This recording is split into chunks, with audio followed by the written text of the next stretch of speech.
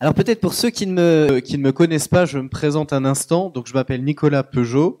Je fais partie de l'équipe pastorale de l'église d'Audincourt, pas loin d'ici. J'ai été pendant plusieurs années investi donc à l'église La Porte Ouverte à Mulhouse, notamment parmi la jeunesse. Et puis donc à l'église d'Audincourt, faisant partie de l'équipe pastorale, je m'occupe aussi particulièrement de la jeunesse. On organise d'ailleurs tous les 15 jours le samedi des soirées pour les jeunes où on a vraiment voulu ouvrir aux jeunes de toutes les églises de 18 à 30 ans. C'était vraiment notre désir de pouvoir bénir la jeunesse qui peut-être dans certaines églises, il n'y a pas beaucoup de jeunes et qui sachent que voilà, ils peuvent tout à fait venir aussi et puis on peut passer du bon temps ensemble, chercher la présence de Dieu. Amen. Ça fait du bien. Et vraiment, on est encouragés parce qu'on a commencé, on était peut-être 6 ou 7 jeunes. Maintenant, en l'espace de quelques mois, on est déjà le double. Et vraiment, on est très encouragés de voir ce qui se passe. Et on remercie le Seigneur pour ça. Alors, je ne sais pas si c'est aussi votre désir, mais mon désir en tant qu'enfant de Dieu, c'est de porter beaucoup de fruits. Est-ce que c'est le vôtre aussi? Est-ce que vous désirez porter beaucoup de fruits pour le Seigneur? J'espère de tout mon cœur. Moi, mon désir en tant que berger de l'église d'Audincourt, c'est que l'église d'Audincourt puisse porter beaucoup de fruits. Qu'elle puisse rayonner, qu'il puisse y avoir des gens qui ne connaissent pas le Seigneur, qui nous rejoignent, qui apprennent à connaître le Seigneur et qui eux-mêmes portent beaucoup de fruits. En fait, des disciples qui font des disciples, qui font des disciples, qui font des disciples. Amen, c'est ce qu'on désire vraiment. Et j'ai la conviction, sincèrement, qu'un réveil peut arriver dans le pays de Montbéliard. Amen.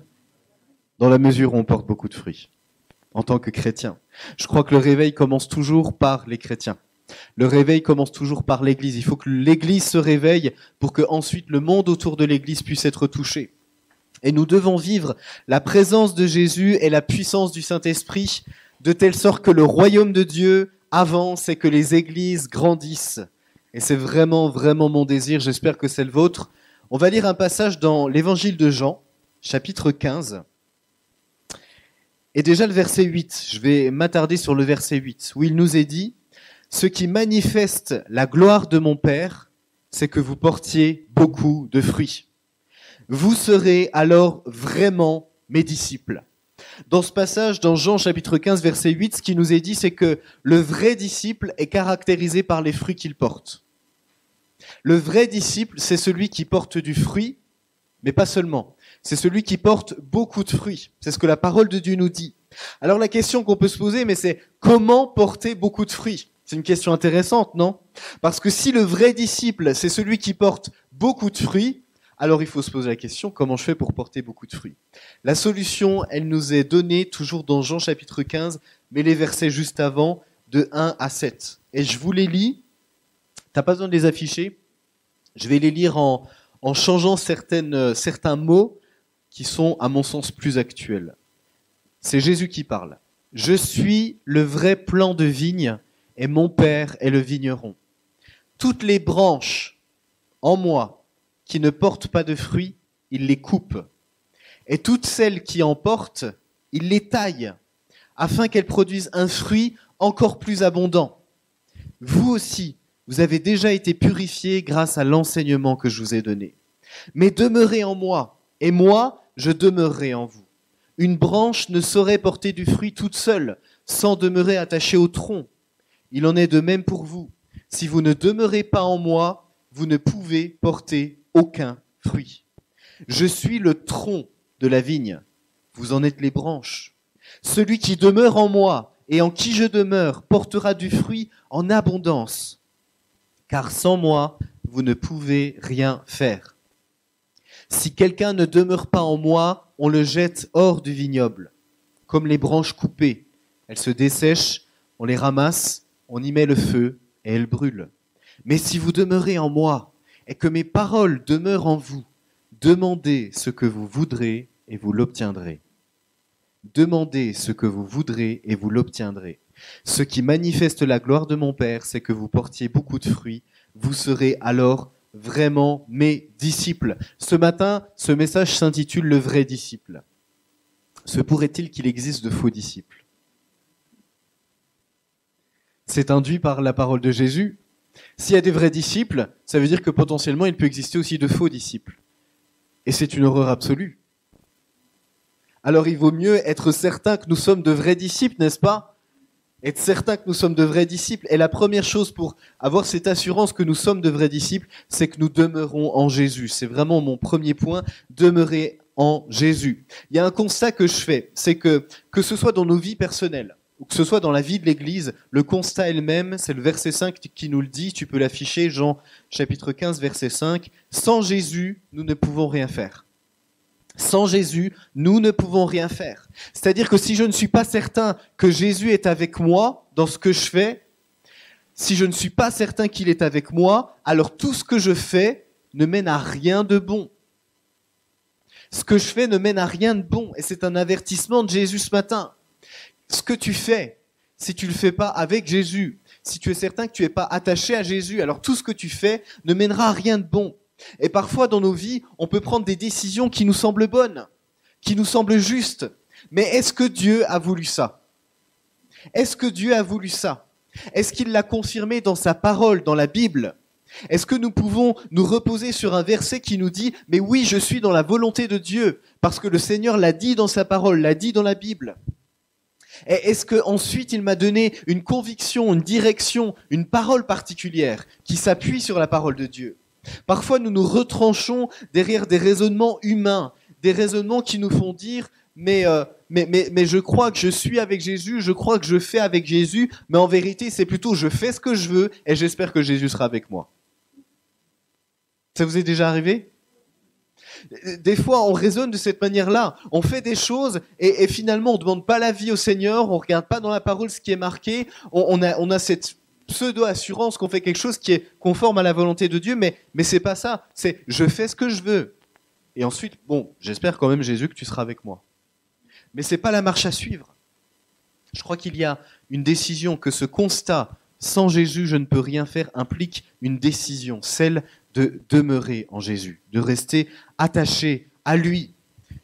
Puisque si je ne peux rien faire de bon sans lui, si je ne peux pas être pleinement efficace sans lui, si je ne peux pas vraiment porter du fruit, si je ne suis pas attaché à lui, alors la solution c'est quoi? C'est lui. C'est aussi simple que ça. La solution, c'est lui. Si je constate que dans un domaine de ma vie, je porte peu de fruits, quelle est la solution? Parfois, on met en place des stratégies. Ça vous est déjà arrivé? Dans un domaine de votre vie, sur un sujet, vous constatez que vous portez peu de fruits. Et on met en place des stratégies. On cherche quel est le meilleur livre chrétien qui parle de ça. On cherche quel est le meilleur prédicateur sur ce sujet. On cherche quelle nouvelle méthode serait la meilleure pour que sur ce sujet, je porte du fruit. Mais les amis, ces choses ne servent à rien si je ne demeure pas en Jésus. Ces choses peuvent être bonnes, mais elles ne servent à rien si je ne demeure pas en Jésus. Si je ne cherche pas, si je n'investis pas de l'énergie, du temps, de la persévérance dans le fait de demeurer en Jésus. Jésus est le tronc et nous sommes les branches. Est-ce que vous savez la différence entre une branche qui est en bonne santé et une branche sèche? Connaissez-vous la différence entre ces deux branches? Une branche sèche et une branche en bonne santé. Visuellement, ça se voit. L'aspect est différent, on est d'accord. Mais ça, c'est juste le résultat visuel sur un certain nombre de semaines, un certain nombre de mois ou un certain nombre d'années.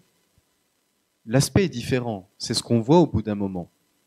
Mais ça, c'est juste le résultat. Le problème d'une branche qui est sèche, c'est qu'à un moment donné, la sève n'a plus circulé. La sève ne circule plus. Et il y a ici une grande vérité spirituelle, c'est que si Jésus est le tronc auquel je dois être attaché, le Saint-Esprit, l'Esprit de Jésus est la sève, c'est-à-dire la vie qui vient de lui, qui vient du tronc, qui vient des racines et qui doit couler en moi. Et je ne peux produire du fruit que dans la mesure où je suis attaché au tronc qui est Jésus et que rien ne vient faire obstacle à ce que la vie de Jésus, à ce que la sève, à ce que le Saint-Esprit agisse en moi. Et le problème, c'est que parfois, cette vie du Saint-Esprit, cette sève, ne circule plus, ne coule plus autant qu'avant. Et cela se manifeste par une diminution du fruit qu'on porte. On s'assèche. Mais vous savez quel est le problème dans le fait de s'assécher, c'est qu'on ne s'assèche pas du jour au lendemain. Une branche ne s'assèche pas du jour au lendemain. C'est un processus qui est lent et insidieux. C'est un processus lent et insidieux. Je ne m'assècherai pas du jour au lendemain, mais petit à petit, la sève, le Saint-Esprit qui est censé couler en moi, la vie du Saint-Esprit qui est censé couler en moi, commence à diminuer petit à petit, petit à petit. Et vous savez quoi ? Parfois on ne le remarque même pas. Parfois on ne le remarque même pas. Et il nous faut, hélas, parfois, vivre des choses qui sont complètement à l'opposé de la volonté de Dieu. Il faut parfois que nous chutions tellement bas, il faut parfois que nous nous prenions les pas, mais de façon tellement idiote, excusez-moi de le dire ce matin, pour qu'on se rende compte qu'à un moment donné, la sève ne circulait plus. L'Esprit de Dieu n'agissait plus en moi. C'était comme si j'étais imperméable à ça. Alors, la question qui peut se poser, c'était quels étaient les obstacles à ce que la vie du Saint-Esprit circule en moi ? Alors, comment demeurer en Jésus et recevoir la vie du Saint-Esprit ? Je crois qu'il y a deux choses, deux conseils que je pourrais donner ce matin. La première, c'est quelle relation as-tu avec Jésus ? On revient au b.a.-ba, mais as-tu une relation personnelle avec Jésus ? Et quand je dis ça, c'est si je n'investis pas du temps régulier et conséquent avec le Seigneur, je ne recevrai pas la force dont j'ai besoin pour vivre une vie de disciple.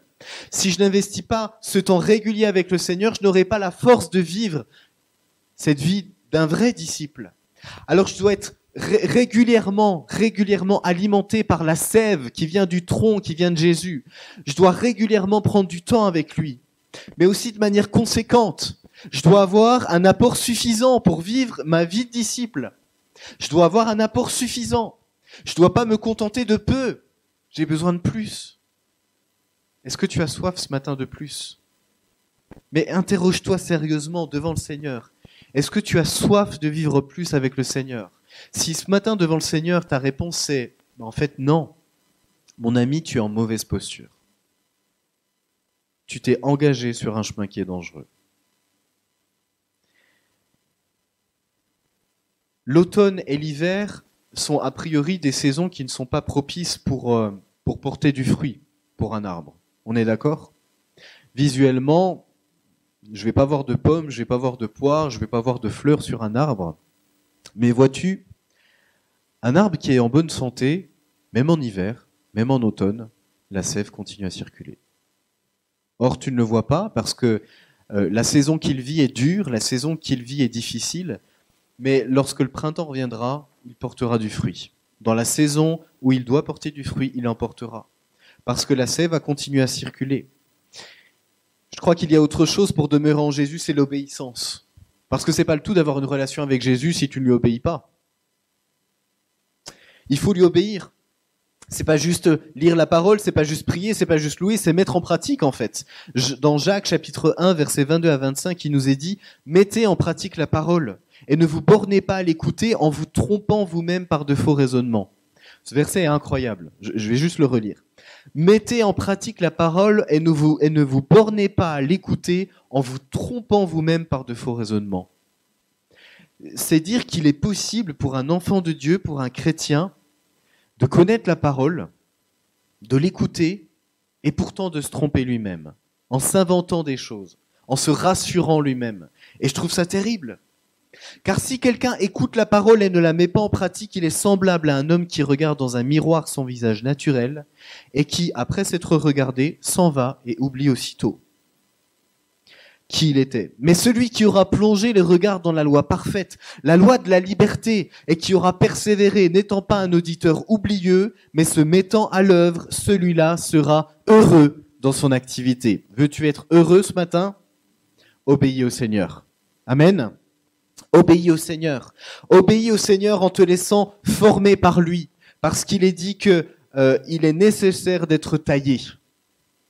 Et j'imagine que pour un arbre, se faire tailler, ça ne doit jamais faire du bien. Ça doit faire mal quand même, non ? Je sais pas. Se faire tailler, ça ne doit pas faire du bien à un moment donné. Et parfois, le Seigneur est obligé de nous tailler. Parce qu'il y a des branches qui produisent pas du bon fruit. Et s'il les taille pas, ça va commencer à faire pourrir tout l'arbre. Donc il est obligé de tailler. Il est obligé de tailler ce qui doit être taillé. Il est obligé de tailler dans ma vie le péché. Il est obligé de tailler dans ma vie l'orgueil. Il est obligé de tailler les peurs, les faux raisonnements. Vous savez, les faux raisonnements qui nous disent mais je changerai jamais. J'ai toujours eu ce caractère-là. J'ai toujours eu tel péché. J'ai toujours eu telle mauvaise habitude. Mais en raisonnant de cette manière-là, est-ce qu'on se rend compte qu'on fait la démonstration que nous ne demeurons pas complètement en Jésus? Lorsque je dis « je ne changerai jamais », mais tu me fais la démonstration que tu ne demeures pas en Jésus, parce que le Saint-Esprit te dit que tu dois avoir les pensées renouvelées, donc c'est possible. La parole de Dieu dit cela.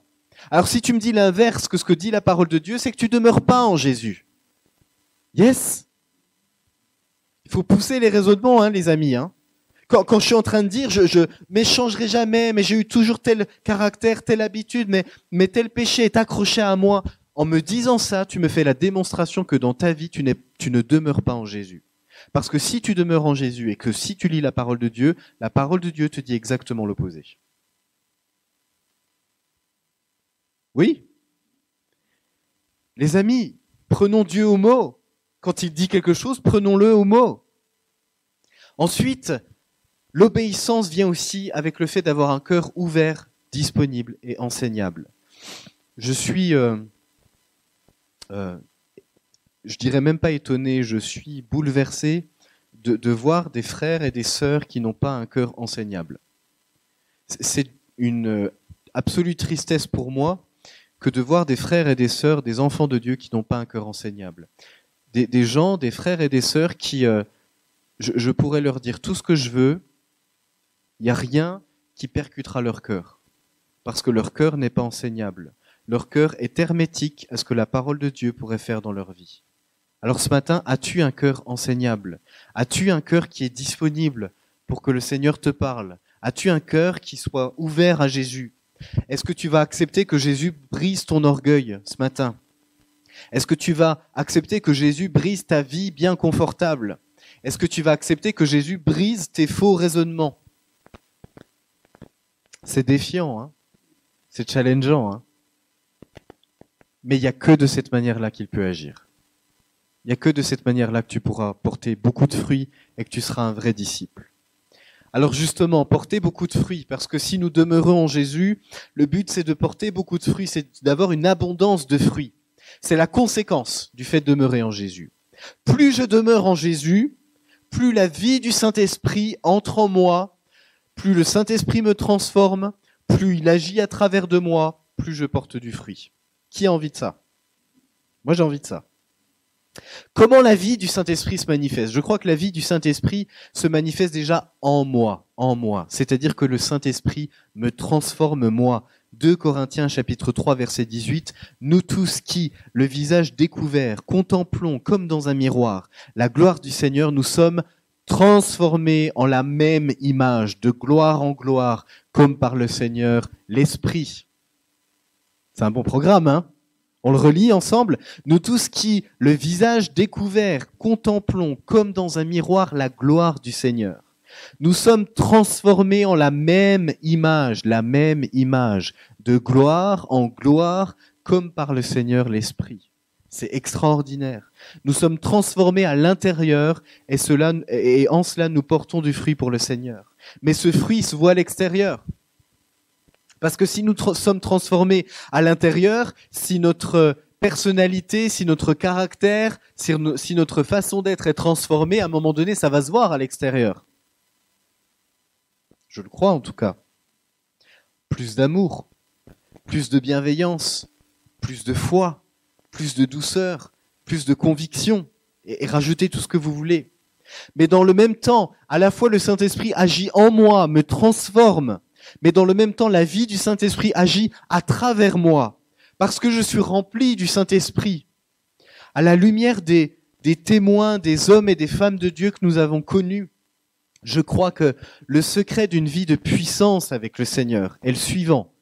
Demeurer tellement en Jésus que nos pieds sont sur terre, mais notre tête est dans le ciel. Et un des exemples qui m'a le plus marqué, je le crois, c'est Jean-Peter Schmitt. Est-ce que vous avez déjà lu les livres de Jean-Peter Schmitt? Si vous ne les avez pas lus, je vous encourage à les lire, vraiment. C'était un homme qui était extrêmement simple, mais il avait à la fois le caractère de Christ et la puissance de Dieu. Et c'est un homme extrêmement simple, mais qui à un moment donné a compris que pour porter beaucoup de fruits, il avait besoin du Saint-Esprit. Amen. Il avait besoin du Saint-Esprit. Actes chapitre 1, verset 8. Mais vous recevrez une puissance, le Saint-Esprit survenant sur vous. Le royaume de Dieu a désespérément besoin d'hommes et de femmes de puissance, mais il ne peut pas y avoir de puissance du Saint-Esprit là où la présence de Jésus se fait rare. Il ne peut pas y avoir la puissance de Dieu là où la présence de Dieu se fait rare. Si la présence de Jésus se fait rare dans ta vie, ne t'attends pas à manifester la puissance de Dieu. Si le Saint-Esprit se fait rare dans ta vie, ne t'attends pas à voir la puissance du Saint-Esprit dans ta vie, agir au travers de toi. Là où l'Esprit de Dieu agit, c'est parce qu'il est présent. Je vais conclure ce matin. Et j'aimerais conclure sur un passage qu'on retrouve dans Matthieu, tu peux l'afficher. C'est la parabole des 10 jeunes filles ou des 10 vierges. Et on va le lire ensemble. Alors le royaume de Dieu ou le royaume des cieux sera semblable à 10 vierges qui, ayant pris leur lampe, allèrent à la rencontre de l'époux.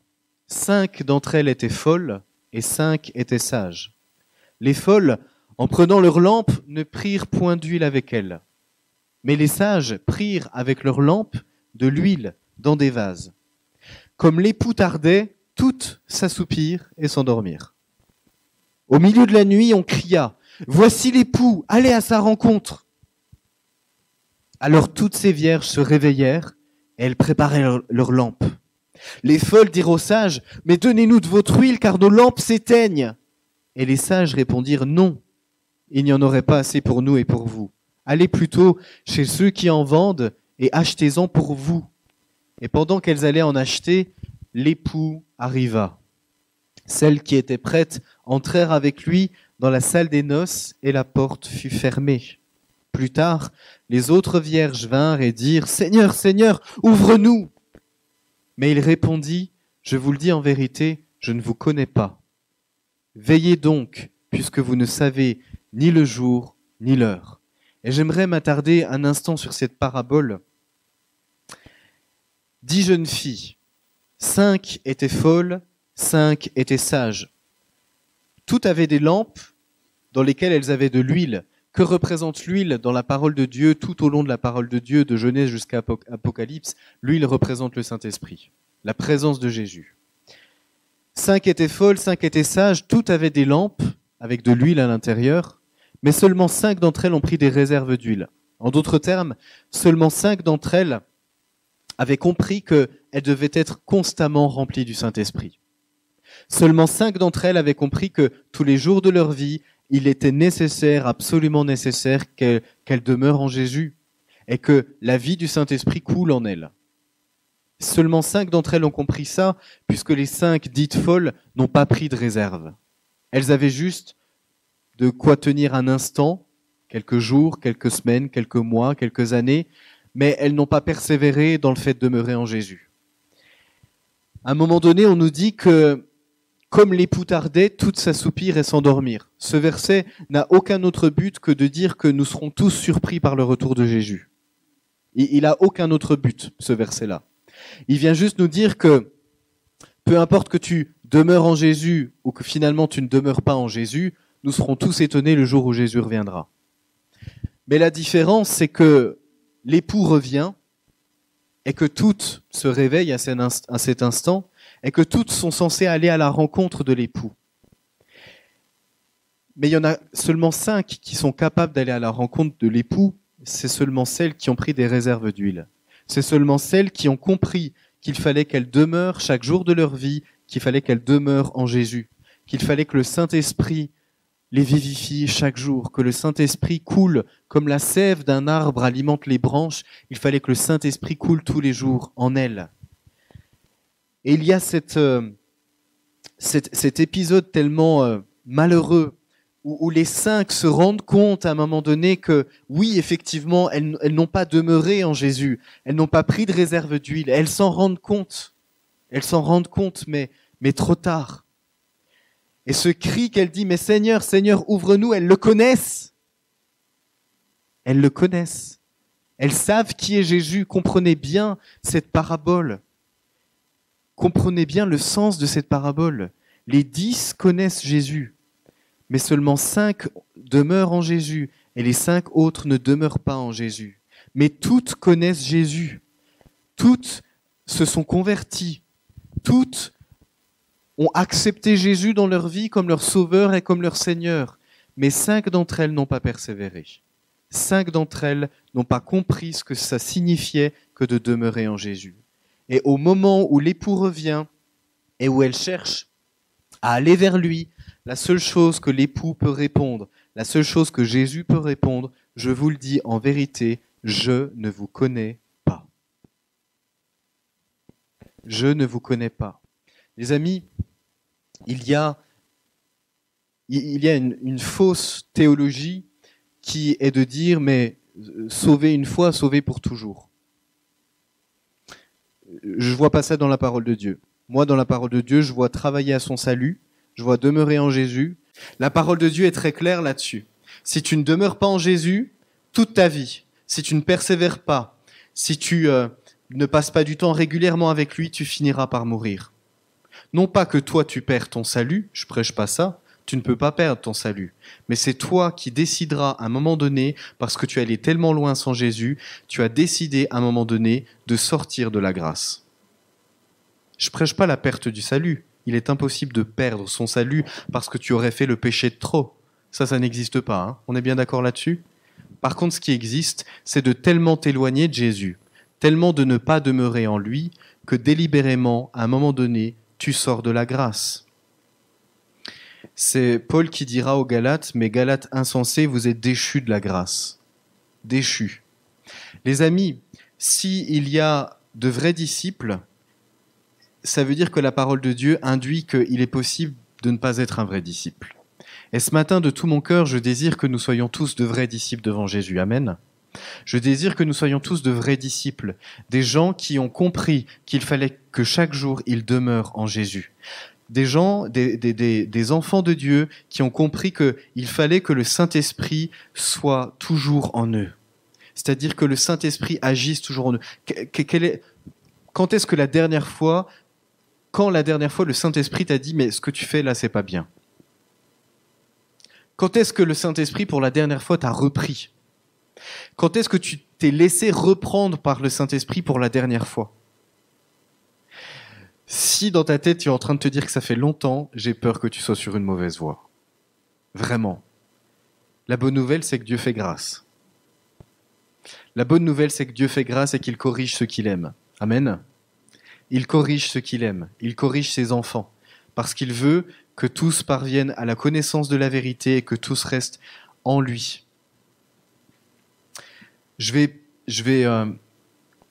On va fermer nos yeux. Je vais prier ce matin pour conclure.